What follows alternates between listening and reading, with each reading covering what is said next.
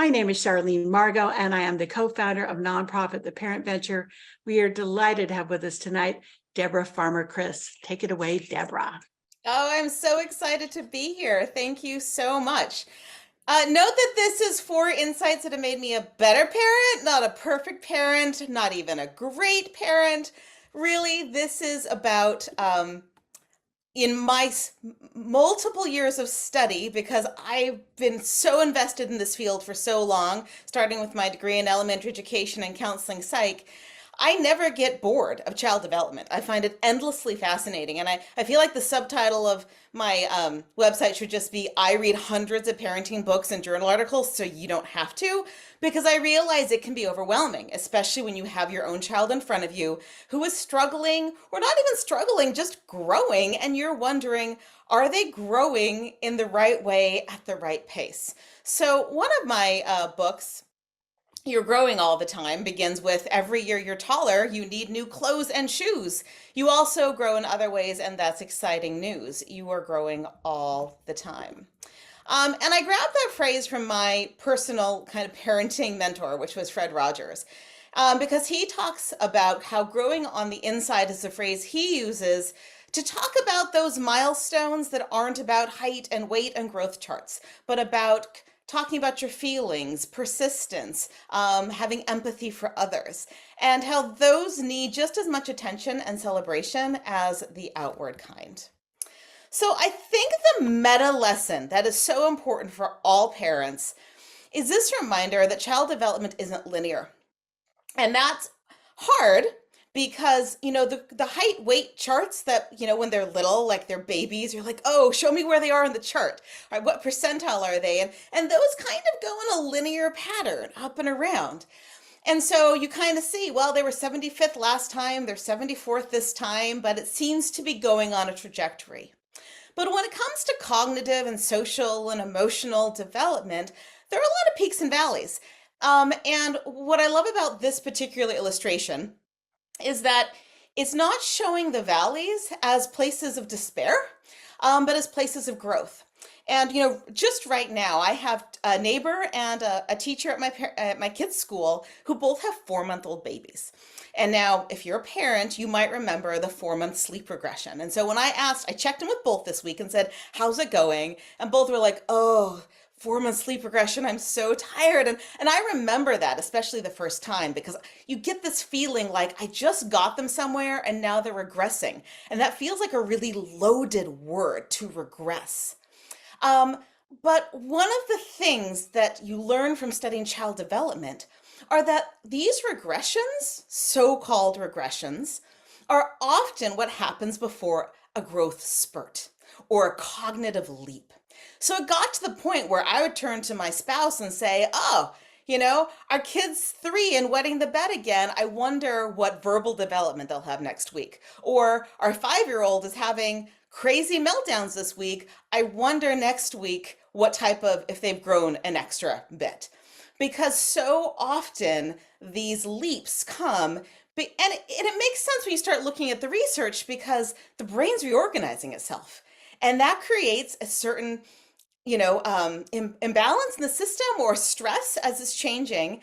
And so sometimes, you feel like, "Oh, I just got my kid here socially, and now I feel like it's a jumble again." But that is so often, even in the middle school years, when you see the stress or the consternation or the pain, often what you see on the other side of that is renewed growth and increased maturity. And that is such a great long-term perspective, because as parents, we are always playing the long game. And child development is kind of the ultimate long game, because from birth to the time their prefrontal cortex is fully developed, about age 25, their brain is under construction. So, uh, so this was so fun to put together, because what I did is I pulled 4 insights from neuroscience and child development that actually have helped me be a better parent, that I am so excited to share with you and that I love sharing with audiences. And the first one is that attention is a really misunderstood skill. And I say that because we expect our kids to pay attention. We'll say, "Are you listening to me? Are you focusing?" And I ask kids all the time, how many times in the last 24 hours has an adult asked you to pay attention? Oh, like 20 times. We say it, we expect it, but we don't always talk about what it really means or what's happening. And even for ourselves, I find that the adults I talk to, especially since March 2020, feel like our executive function skills are really slipping. That our ability to hold things in our working memory, our ability to go upstairs or to and remember what we were trying to get when we walked up the stairs, the ability to hold multiple things in our mind. So, I want to share a couple of details about attention, what we know about it, and then a little bit from a developmental perspective. So, I like to think about focus or attention as zooming in on something. So, the zoom in is a good metaphor. A flashlight is a really good metaphor for kids to think about shining the light on one thing and kind of blocking out everything else. But we have this perception that learning happens when you focus. And that's partly true. We need to be able to focus to learn. But our brain has two basic modes, right? We have the focus mode, but then we have something called the default or diffuse mode. And both are essential for deep learning. And so to explain the difference between these two, I'm going to tell you a brief story because stories are how our brain remembers things. So I took my kids one hot August morning here in Massachusetts to an Audubon Center. We got there before the visitor center opened. And I'm the mom who never brings a water bottle, but I thought, quick walk, we'll go find the waterfall, head home. Of course, we got lost. And my kids were hot. They were starting to get cranky. My son was 4 at the time, but I wasn't too concerned because, as you can see, there's a trail marker. So in order to keep my son focused and not falling apart, I gave him the task of finding the trail markers. And he went into hyper focus mode because when you do something you care about, you tend to focus, right? So even our kids who are really distracted, if they love it, they focus. There could have been a gorilla that crossed his path. He wouldn't have noticed. So, marker, marker. But then, after a little while, we got to this beautiful meadow. And like any kid would, he began to get silly and twirl and spin around. That wasn't distraction. That was actually his brain having a moment to rejuvenate or to recharge. And then we were able to get back on the trail and continue. So focus mode, I like the metaphor of hiking on the trail, all right? Can I stay on this path to do this one thing? Can I shine the spotlight? This is really key for new learning, right? But diffuse mode is like wandering in the meadow when your mind is open and relaxed. This, it turns out, is really vital for creativity. And this looks like daydreaming, or for our kids, imaginative play. Right? When they go up to their room and they start to create worlds and they talk to themselves, going on a walk, taking a shower. So often I will tell a student who is feeling stuck, well, why don't you take a walk to think about it? Or have you had a moment where you were stuck on a problem at work and you took a hot shower and an insight came? That's not by accident. When your brain has this downtime, sometimes it allows almost the creative connections to flow because you're not hyper focused on one thing. And this, as we think about this, what's not on the list here are things like video games or watching TV or watching sports games, which are relaxing and can be awesome, but they also require focus. And one thing we know about both children and adults is that attention is a limited resource. That means you can only focus for so long, and then your brain needs to recharge and needs to replenish. And so this diffuse mode is a brain replenisher. And this gets to another thing that totally changed my parenting. When I really looked at the science that showed me that multitasking is a complete myth. You cannot do 2 tasks at once that both require cognitive attention. Now, I can walk and talk at the same time because walking does not require, it's an automatic process now. But watch a 1-year-old who's learning how to walk, and if you call their name, they will stop and they might fall down. Or if you're walking with a friend and you suddenly hear a police siren, you might stop because it requires the focus. What really happens when we multitask is that we're ping-ponging back and forth. So it's check the text, check the stove, check the text, check the stove, respond to the dog, respond to the kid. And our brain is doing this, and it's draining our attention batteries.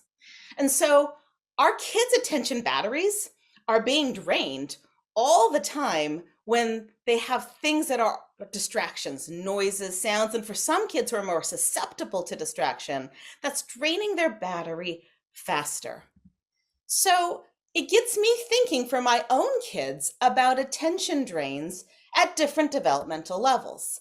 So distractions and so-called multitasking, I mean, your teenagers will tell you they know to ask you for the car keys when you are pretending you're listening while you're texting, right? To concentration for long periods of time drains your attention in a good way, but it's a drain.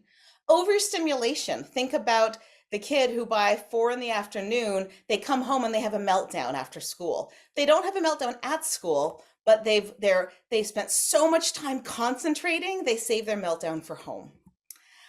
Noises are an absolute attention drain. Worry and confusion really suck our attention. And for young kids, this is so key that change or lack of routine is an attention drain. Because when they don't know what to expect next, their brain, which loves routine, is filling in the details, and it's much harder for them to attend to the task at hand. And I think about this, especially with me in morning routines, where it's not my skill set often. And I know that if for one of my kids who's so routine driven, if I switch things up, it's very difficult for him, and invariably something gets left at home. It also makes me think about the fact that if I'm asking my youngest to answer a question while he's putting on his shoes and socks or trying to tie his shoes, that requires his attention. He can't give the attention to me. And so what looks to me like he's not paying attention is actually him unitasking on something that for me is an automatic process. I can tie shoes and talk at the same time. He hasn't developed that capacity yet. But here's the good news, that it does not take as long to restore our attention as it does to drain it. So it's not 1 for 1, like 30 minutes of focus requires 30 minutes of restoration. In fact, studies have found that even a few minutes outside in nature, a quick nap, moving our body, mental downtime like music or coloring or just a little bit of daydreaming or deep breathing, or having routines we don't have to think about, are all things that can recharge that battery. And I can't leave this section and go to the next one without sharing the most life-changing technique I teach kids. And I've taught this 3rd graders through high schoolers, and it works. And it's called the Pomodoro method. And this is something that really helps build the attention muscle and promotes unitasking. And here's the idea, is that if you have 12 things to do and you're overwhelmed, you're having a hard time getting started, or your kid has to get started on math homework, you choose one task, and maybe that's this 1 page of math homework. And you set a timer. Typically it's 25 minutes. If your kid's not there yet, it might be 10. For those 25 minutes, you don't have to finish it, you just have to start it. And during that time, you minimize distractions. For me, I actually have an app that shuts down my phone and acts as a timer, and it grows. It's called a forest app. It grows a tree while I'm focusing. And 25 minutes, the timer goes off, and I get up and I move my body. You take a break. You utilize the diffuse mode. And then if you're not done, you start again. And what is amazing for kids who grow up in this really noisy world of ours, which is full of noises and dings and distractions, is when actually they know I'm doing just this one thing for this long, it tends to take a lot less time than they expect, because they're so used to either attempting to multitask dealing with distractions, or simply trying to figure out which thing to do first. So if you're having a kid who's struggling with procrastination, look at the Pomodoro method. And my favorite app's the Forest app, but there are a bunch of different ones there.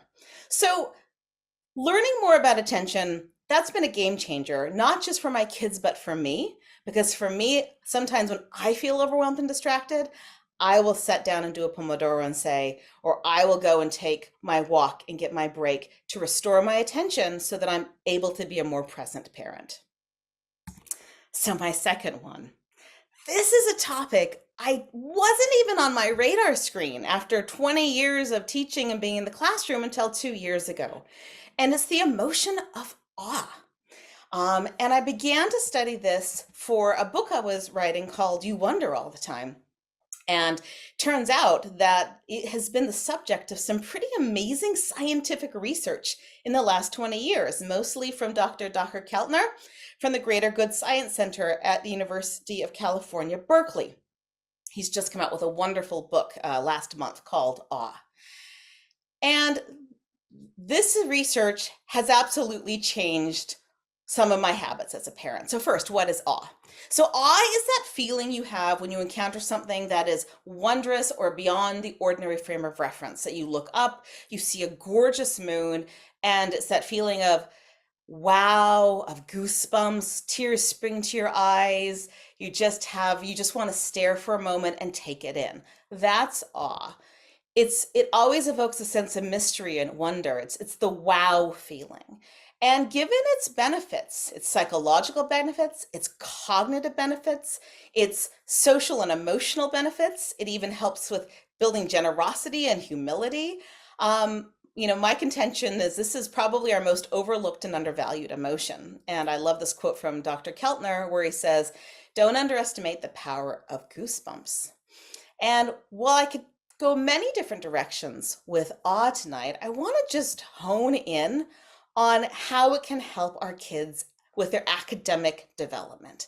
So if you have a young child, this may not surprise you that the average 4-year-old asks over 100 questions per day. And this is their superpower. They're making sense of the world and they want to know. And because they want to know, they are learning constantly. They're putting it together. They're putting these pieces. It may be dinosaurs one week, and it may be, memorizing all the insects another, and studying this another week. Whatever their passion is, it's like they're the sponge. And it's not because their brains are more capable. It's that they are absolutely filled with wonder. And wonder, it turns out, fuels it fuels academic and brain development, because awe leads to wonder and curiosity, and that is internal motivation to learn, right? No 4-year-old is being tested and graded on being able to name all of the dinosaurs, and yet a vast number of our small children can do exactly that. And if not dinosaurs, whatever it is that they love, the names of all their stuffed animals and the worlds they've created. So when my kids were of this age, I began to write down some of the questions they were asking because they were so intriguing. And I ended up turning that into a book. This book is all questions my kids have asked, like, why does the moon grow big and round, then shrink to just a sliver? And when I get out of the steamy tub, why does my body shiver? So I'm studying all this research on awe. And one of the fun pieces is that when they ask people around the world, thousands of people, to write down when they feel awe, they then coded it, right, to kind of put them into categories. And they came up with these 8 wonders of life, the 8 most common ways people feel awe.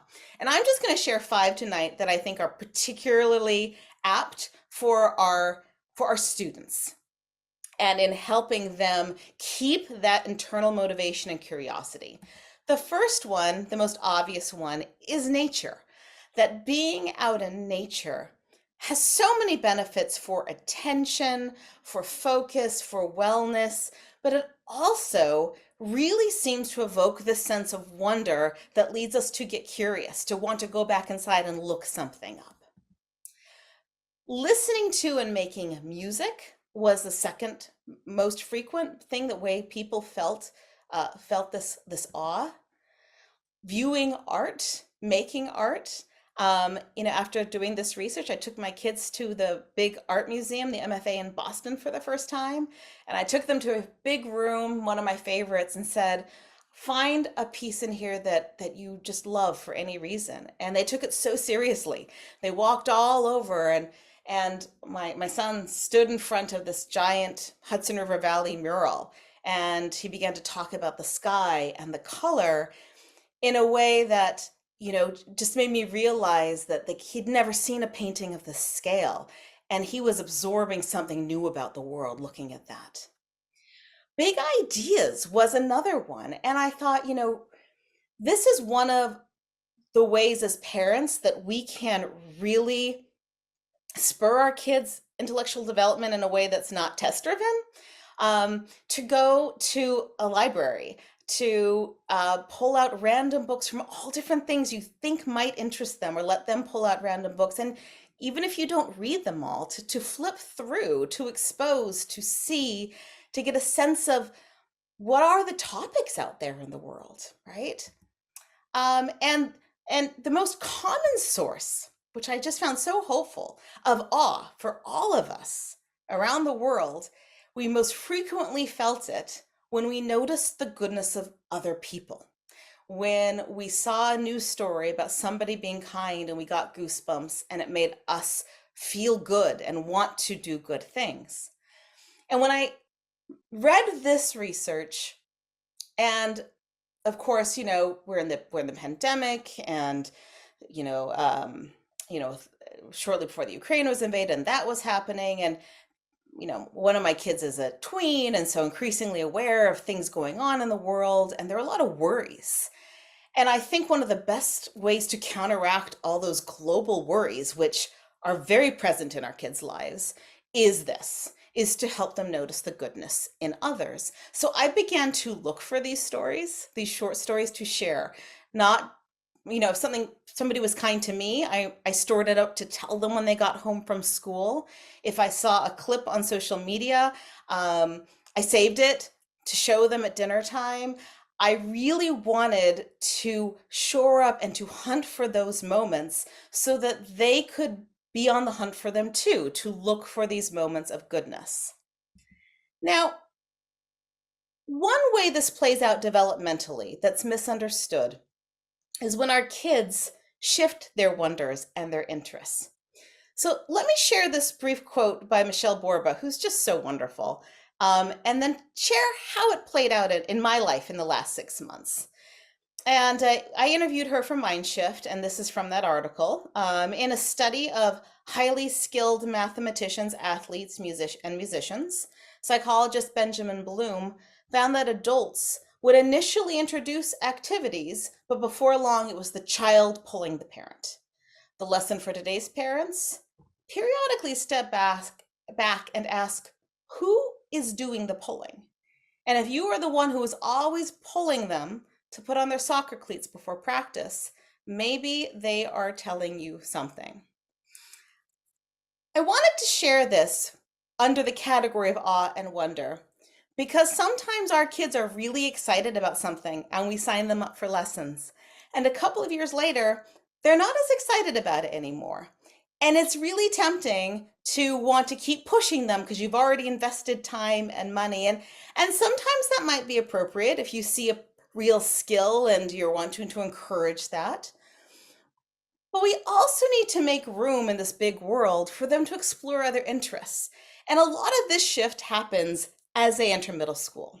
So I taught middle school for a lot of years, and often parents would say, my kid's suddenly apathetic. Things they used to love, they don't love anymore. That's actually developmentally appropriate because they are trying to differentiate themselves and figure out who they are. So I have a 6th grader right now, and the 3 activities that she was involved with for years, she wanted to drop them all. And I took a deep breath and we talked it through for quite a while. And so for the one that was athletic, my comment to her was, for example, you don't need to stick with it, but I want you to find a way to move your body that you like. And so we began to explore. and we tried ice skating, and we joined a local track team briefly. And then a friend said, "Do you want to go rock climbing with me?" Boom. Her mind was blown when she went rock climbing. It was like, wow, I didn't know this existed. And now where are we every weekend? We're at the gym rock climbing. And it's not something that would have crossed my mind if we hadn't given that moment and I hadn't been thinking about Michelle Borba of I need to make sure that we're exploring things that and seeing and following the child and seeing what is sparking the awe, what is sparking the wonder. And in 2 years, that might change to something else. But that's part of the growth of figuring out who they are. And it's so fun. I love watching kids find their passions. All right, I'm going to jump away from the cognitive for a moment to, wow, something else that's definitely helped me as a parent. And that is in childhood and your teenage years, big emotions are a feature. They're not a bug. And that's a quote from Dr. Lisa Damour's brand new book, The Emotional Lives of Teens, out last month. It is awesome if you either have a teen or have one coming up the pipeline. But I think when I talk to parents about emotions, often it's a sense of how do I reduce the big emotions? And the good and bad news is it's not about reducing, it's about learning how to navigate them, to notice them, to learn about them. But especially as their brain is developing, there are going to be multiple times in childhood where the brain, the emotional part of the brain, is developing faster than the prefrontal cortex, like 3 to 5 years, like ages 11 to 14. And those emotions are going to be outsized, and that's absolutely developmentally in line. So I like to talk about how kids need help naming and normalizing and navigating emotions. And I'm not going to talk about navigating. That's a whole other topic. And that's where we usually jump. How do I help them navigate? No, the insight that has changed my parenting is that our kids first need help naming. That naming emotions is really the first step to anything else. Because building an emotional vocabulary, getting granular about what you feel, allows you then to be able to make better choices. There's this term, emotional granularity, and this is a term from Lisa Feldman Barrett from Northeastern University, who wrote this wonderful book called How Emotions Are Made. She's a neuroscientist. Emotional granularity is the ability to put feelings into words with a high degree of specificity and precision. As she sometimes calls it, it's like the 50 shades of feeling crappy. So this is her book. And as her research has found that people who could distinguish finally between their less pleasant emotions, they were 30% more flexible in managing their emotions. They were less likely to drink excessively when stressed and less likely to retaliate aggressively against someone who had hurt them. All good things for our kids. So, on the developmental scale, when you think about a 4-year-old, I think about the Inside Out model from Pixar. They're basically 4 emotions that a 4-year-old really has down: happy, mad, sad, scared. Okay, we got those 4. I'm happy, I'm mad, I'm sad, I'm scared. But mad can be irritated, it can be enraged, it can be annoyed, it can be tense, it can be critical, it can be distrustful. All of those are different levels of mad. And sometimes mad is actually just a tip of the iceberg emotion for our kids, and very often for our boys. Although it was a middle school girl who shared this absolute gem of a quote with me. I was talking about this issue about emotional granularity, and she said, "I wish my parents would remember that when I get mad at them, it's almost always because I'm stressed about something else." And I kind of want to cross stitch this for every parent in the world, because it's so easy when our kids get mad to want to meet them there, to be, they'll do something it triggers us. They may say something, they may slam the door, and we'll say, "Stop being so disrespectful," and the tensions increase. But mad is almost always an invitation to get curious because they're dysregulated. There's something bothering them. Maybe they need a snack, but maybe something happened at school, or maybe they're confused, or maybe they're worried. Um, there's this great graphic that I was on a podcast and they made this graphic for to promote it that I just love. And it's so you have angry at the top of the iceberg, but maybe they're overstimulated, maybe they're hungry, maybe they're sleepy, maybe they're sad, lonely, scared. I remember once one of my kids was just having a rough day and I was matching it. And the older sibling came in and said, "Why don't you just feed him a snack, Mom?" And I was like, "Oh, out of the mouths of babes." And I did. And I fed myself a snack. And suddenly, the anger was really just an overstimulation, hungry, I need some decompression time.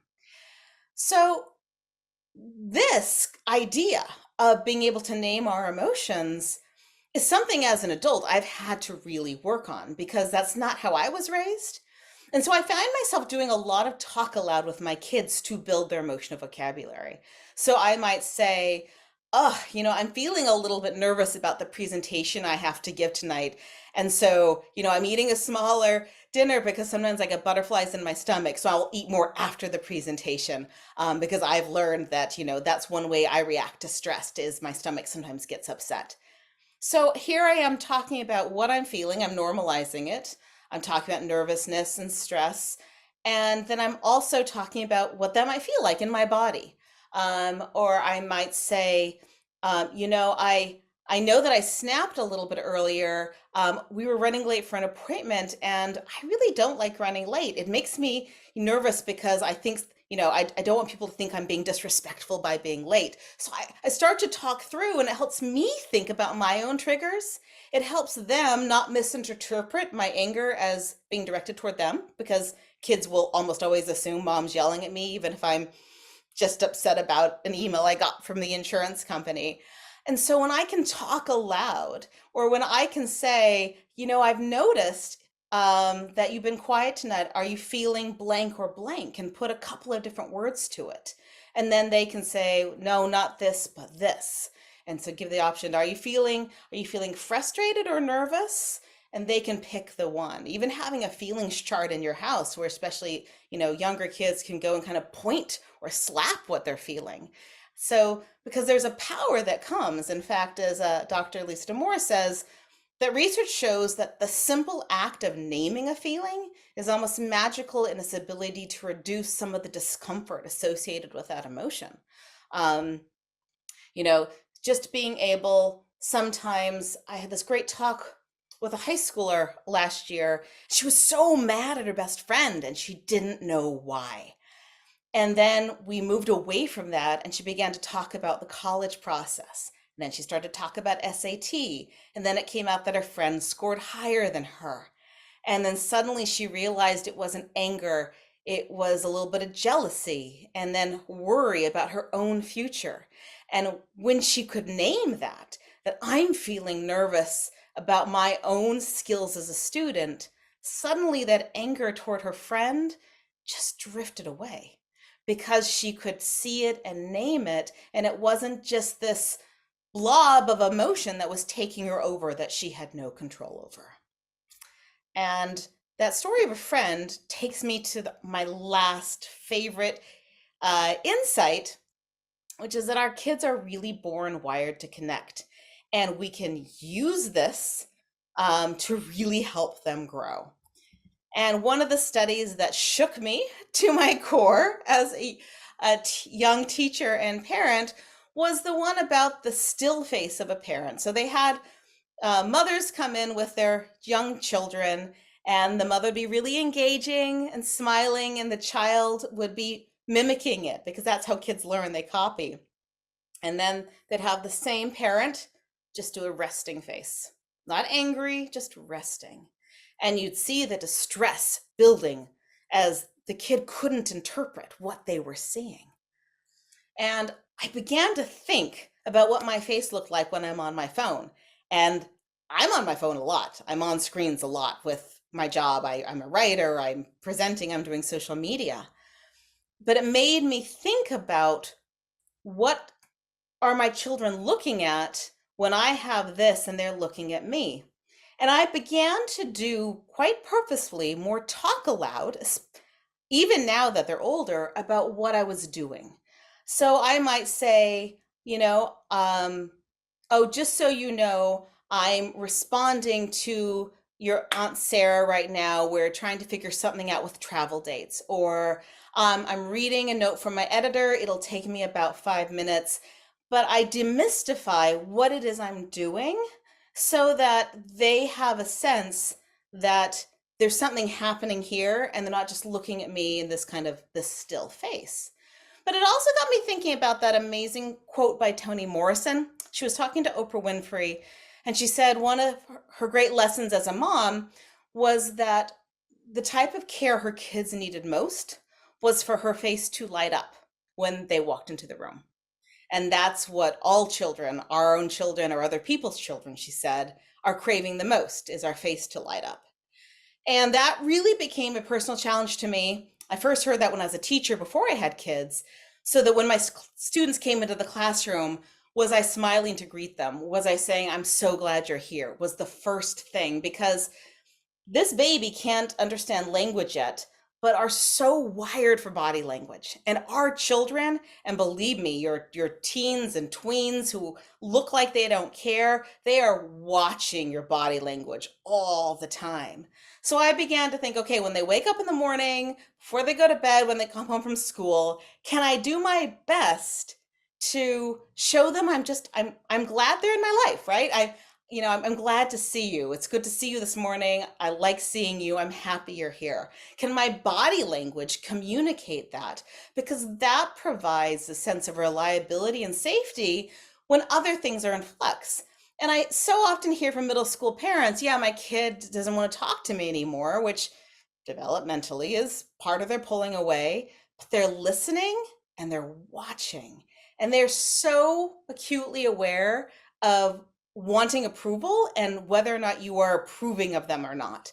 And the way our faces and our body language can communicate that is just this wonderful thing that's so easy that we can do to help kind of shore up our kids' emotional stability. And I just wanted to share briefly, where they're wired to connect with their friends too. And that looks different at different ages. And that can be confusing to parents as they grow, because friendships shift, and that can be painful. Because for toddlers, it's really whoever's in the sandbox with me, right? For preschoolers, is who wants to play pirates with me. And they may say, I made a best friend at the park. And you say, great, what was her name? And they say, I don't know. But they played with me. By the time they're in early elementary, it's more about who's consistently fun to play with. I'm paying more attention, who's making me feel welcome. Later elementary, it's more about best friends. There's a big shift in third, fourth grade. Who can I share my secrets with? I want to have one or two best friends. Middle school, it's identity formation. Who shares my fashion sense, my taste in music, my interests? Who can I share a secret with? Who feels safe? Who feels exciting? Who do my friends like? What does the group think? There's so many layers here. And that's why the middle school friendship can feel so tumultuous. But one thing I find helpful to remind students, because sometimes we as parents get upset when friendships break apart. But it turns out that less than if you talk to seniors in high school and they have to name their best friend in high school and who they consider to be their best friend in seventh grade, less than 3% have the same best friend as they did in seventh grade. Friendships shift because we're shifting. It doesn't mean they have to break apart in volcanic ways, although they do sometimes, but sometimes it's a natural thing for friendships to shift. And when we know that, then we can stay calmer when our kids are on that roller coaster, right? It might be painful for us to see their best friend for 3 years is suddenly not talking to them as much. That might be painful for our kid, but it is part of the natural life cycle as kids are differentiating and trying on different hats. I mean, I think I was one of the few parents on the playground that once the kids went back to school post-pandemic, the very first time there was girl drama in fifth grade, there was a kind of a text chain among some of the parents, and there was a lot of anxiety about it. And I was like, I'm so glad there's drama, because for, X number of months, my kid didn't have a chance to practice this. She didn't have a chance to practice navigating social situations, right? And I know from from my years, especially my years teaching fourth grade and seventh grade, which are just really big shake-up years, that the kids needed unstructured time with friends because they had to figure out, when they said this, how did somebody else respond? How do we solve this without parent intervention? And so, when your kid has some of these social struggles, obviously you have to look at the level of distress, but there will be some distress, and that is part of the learning, even though it's difficult to watch. And in high school, it becomes much more about personality and values being a good match. Um, as I recently did a love letter to middle schoolers for CNN, and I interviewed Phyllis Fagel, and she's a great school counselor.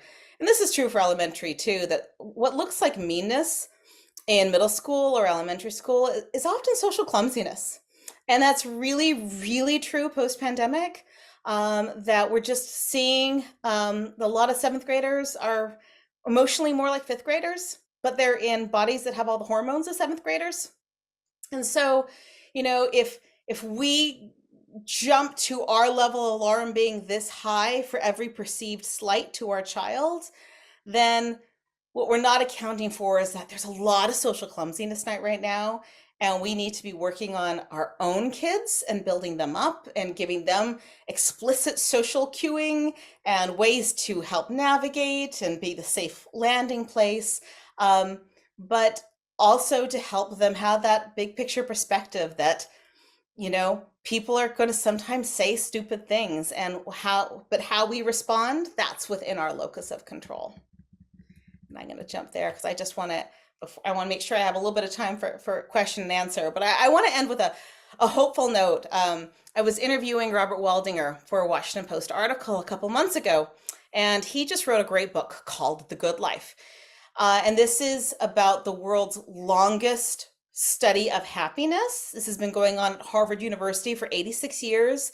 They've had over 1,000 participants that they have followed throughout the course of their whole life. Now they have followed their children and sometimes their children's children, and really looked at what makes a good, fulfilling life. And of course, the answer was relationships. Strong relationships were at the core of it.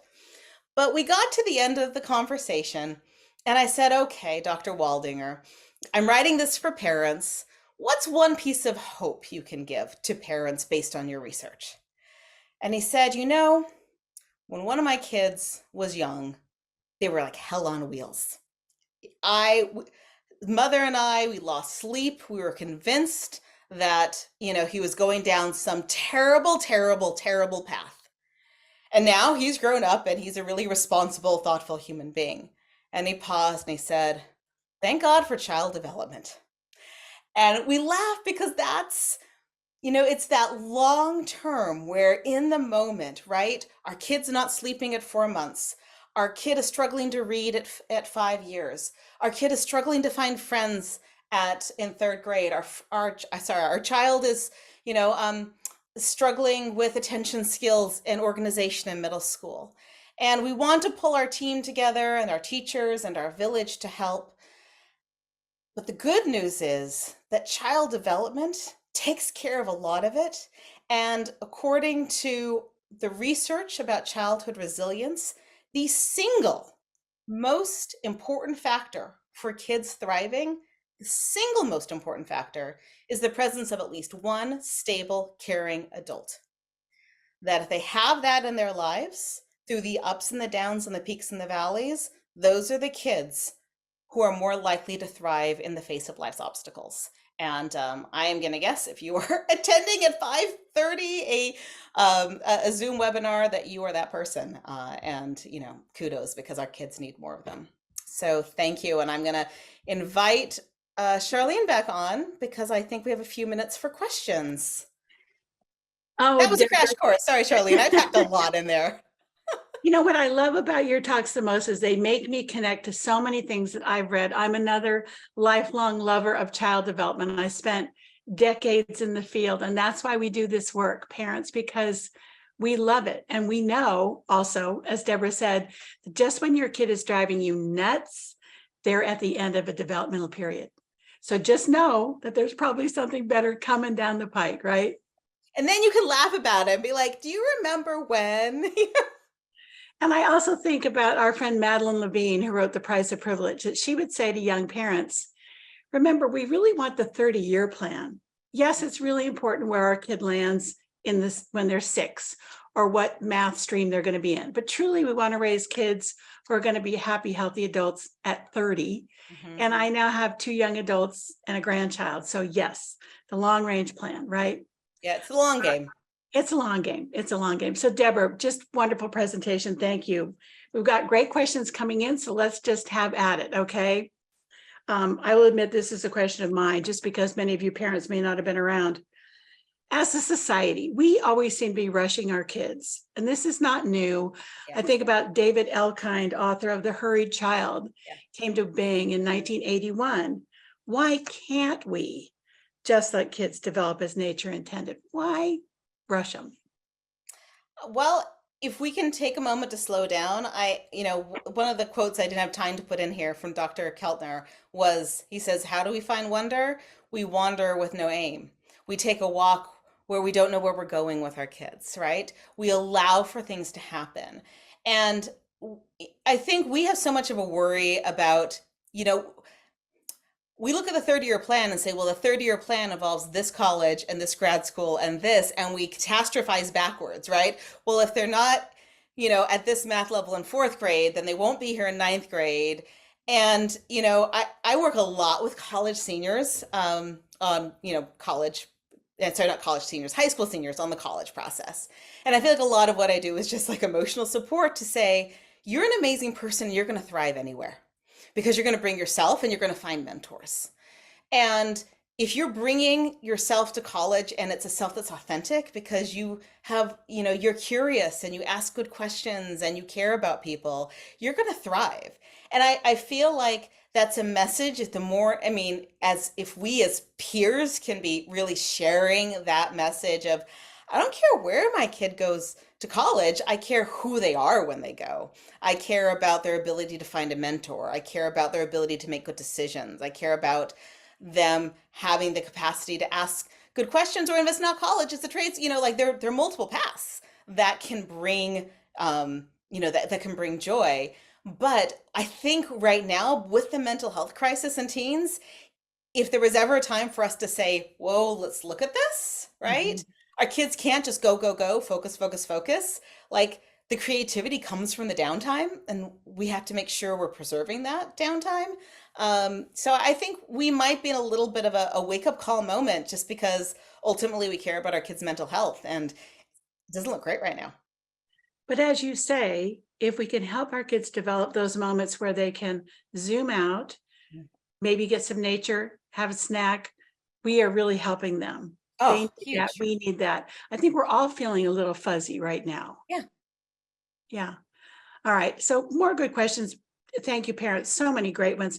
Oh, by the way, what you were talking about there reminds me of Frank Bruni's book, Where You Go Is Not Who You'll Be. Great book, parents, if you have not seen it, if you have an older child. Here's a good question from Nisha. My son is in the 3rd grade. He can follow the first instruction, but not able to focus on the rest of the instructions. How can we help him improve this skill? Oh, okay. So what we're talking about there is working memory. Okay. So working memory is your ability to hold multiple things at once. Most of us can do 3 to 5, right? And then our shopping list, we have to write it down. So I know for myself, I might say, I'm going to remember these 5 things at the store. I'm not unless I do the mental rehearsal, right? Well, you can practice honestly, like, playing like the My Simon matching game. There are ways and fun activities you can work to build working memory. You can Google building working memory. But in the meantime, you might need external aids. It might be that let's write these three things down with instructions, right? And so that you have the first one, or they verbally rehearse it back a couple of times, because seeing it, speaking it, none of us are truly visual or auditory learners. That's a myth. It's all of it. If we can see it, if we can rehearse it, if we can say it, all of that helps build our working memory. Working memory is really important, the ability to hold things in mind, but it does take practice to build. It's easier for some kids than others. And sometimes you can even make a game of it, right? You can start by kind of, putting a pattern out, memorizing those and making it longer, and just having them practice holding those. But if it's about instructions, there's no reason making checklists and things like that. It's just a really good intervention. And also I think about my nephew who had auditory processing disorder. We adults, well-meaning, tend to use a lot of words. His Yes. speech therapist said to my sister, go very simple, homework, plate, ball. Like, what's the thing? And that really helped. Yes. Okay, more good questions. Thank you, everybody. Here's one. I love this. How do parents guide their kid if he tends to blame others when things happen? I mean, some of that is, I'd get curious about it, right? Is that because they're embarrassed? Is that because there's anxiety and they're looking to, push it onto someone else? Are they nervous about what the adult's reaction is going to be, so they want to blame somebody else? So part of that can be, oh, yeah, I hear you're upset about blank, right? But let's focus on what you can do here. So you can hear it, but then just focus on okay, doesn't really matter who did this first or how this started. Let's think about what your next one step's going to be. And so, it's kind of like that zooming, they may be zooming out to somebody else. Let's kind of zoom it back in to, okay, but what do we want to have happen, and what's one step we're going to take now? So if you get in the tug of war of, well, it wasn't this back and forth, then it's a matter of like, I'm just going to continue to argue it. Sometimes, you got very good at this. I did as a teacher, being like, it's not about who started it. It's about how we move forward now, and as a kind of a very matter of fact level. And you do that enough times with them, it helps kind of get them on the pattern of moving forward. Okay, thank you, Deborah. Here's a question that's really in your wheelhouse. Parent asked, there's lots of great parenting books out there. You mentioned some on the call today. Thank you. Are there one or two that you would really recommend above all others? Oh, I have so many. I know there's so many. And I answer differently every time. I love for, I'll say Lisa D'Amour's book, particularly Under Pressure, which is about, it'll completely change the way you think about stress and anxiety in children. It's written around girls, but it means it's just as much for, for boys or non-binary. It's great. And her latest book, The Emotional Lives of Teens, also really great. There is an oldie but a goodie that is so good and practical called How to Talk So Kids Can Listen, and Listen So Kids Can Talk. And that one is just such practical language. I also really love, I'll give one more. Let's see. I might go for Ned Johnson's. I was going to say, I have to add The Self-Driven Child. Yeah, The Self-Driven Child, and also his most recent one, what is it? What Do You Say? What do you say? Yeah, also really thoughtful about the type of language we use with kids to help them be internally motivated. And yeah, so I'll do those three for the moment. We'll stick there. We're Those are actually pretty good ones. bring Ned Johnson and Bill Stixford back to give the talk I wanted for 2 years, which is that chapter called How to Be a Non-Anxious Parent. So Yeah. Parents, look for that. That's going to be a good one. I'm reading. I think we've got time for Oh, one here. more. All right. Yeah, we have time for like one more. Okay. How do you support children who are easily distracted and have trouble focusing? So, first, we don't blame. And I think that's really hard as parents. I can say that glibly, but it's very easy to be like, why aren't you paying attention? We need to recognize, first of all, got to look at the environment.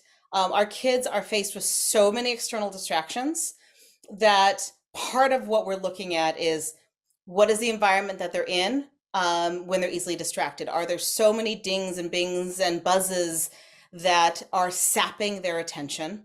And really, if there's a task that needs to happen, simplify it. Focus on one thing. Unitasking, we like to brag about multitasking. I hope I convinced you it's a myth. But for our kids who are struggling with attention, one task for a finite amount of time, right? I might say, we are going to clean up your room together for one song. You pick the song. And we put it on and we clean. We're focused on one task. It's discrete. We get that done. Some kids get triggered by timers. It's too much. Some kids love it. I have kids who love timers. We'll be like, you're going to do this for 10 minutes and then we're going to have a dance party break, or you're going to walk the dog. And we set the timer and we set the task. It's building capacity. But I think we are not. I had this great conversation with Nina Kraus, who is a neuroscientist who focuses on noise. Bev, you can look it up. It's on Mindshift. Type in her name and my name. It's about the sound world, the environment our kids are in. But she's very concerned about the noise. And they do this research that even in the Chicago school, that the classrooms that were next to the train versus the ones that weren't had vastly different reading scores, right? Equal instruction, but that noises, even that was such an attention drain. So I think there's a lot we can be thinking about as parents, about the environment, but then also unitasking, small tasks, discrete, build capacity, and celebrate it when they do. Because, if you have a kid with attention struggles, I call it death by 1,000 paper cuts. They're constantly hearing, where is this? Did you forget this? Where is that? They really need to be built up because, otherwise it's just, they're going to lose their own motivation to try. Such great advice. Thank you, Deborah. Listen, you strike me as one of the most positive people that we get to work with, but my last question as always, and I love your answers. So again, in this very fast-paced world we live in, what gives you hope today, Deborah Farmer Kris? Okay, I answer differently every time. I know. But it gives me such hope that today I went to pick my son up from an after-school activity and I brought the dog with me. And every kid came out to pet the dog and their eyes were full of wonder, and we chatted. And I thought, if we can help preserve these simple pleasures of childhood, right? Like that fills me up, it fills them up. And we need to, as we build more of those moments, there's all this chatter about AI and what it's doing. That's human.